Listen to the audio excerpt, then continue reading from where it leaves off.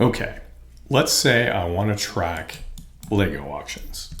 So I'll type in Lego new, and I'm just going to open in new tabs the top 5 entries here. Now, if you've used ShopGoodwill for any period of time, you'll know that each of these auctions has a time left. And it's a countdown timer, right? Before the auction ends. This one is 2 hours and 29 minutes. This one is 2 hours and 30, 2 hours and 30, 2:33, 2:34, and 2:33.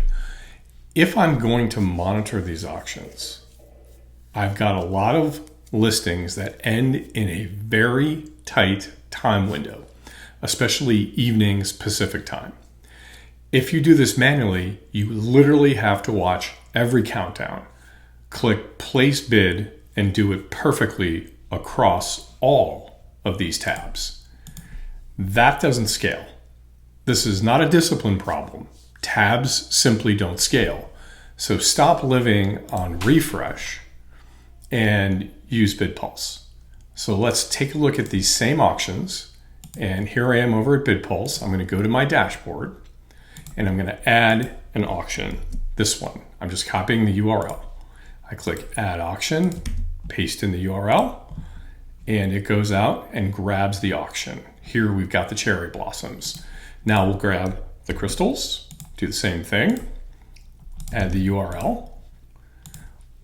We'll grab the fireworks, back to BidPulse, add the auction. We'll add the botanicals, add the auction, and we'll add these.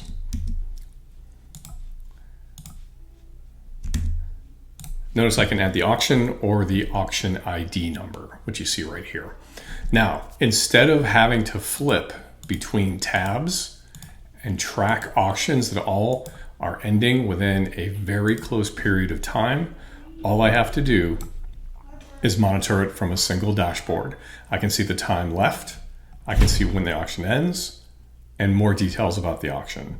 This is one of the side benefits of using BidPulse, not only to place the bids, but to monitor everything you're interested in from a single location.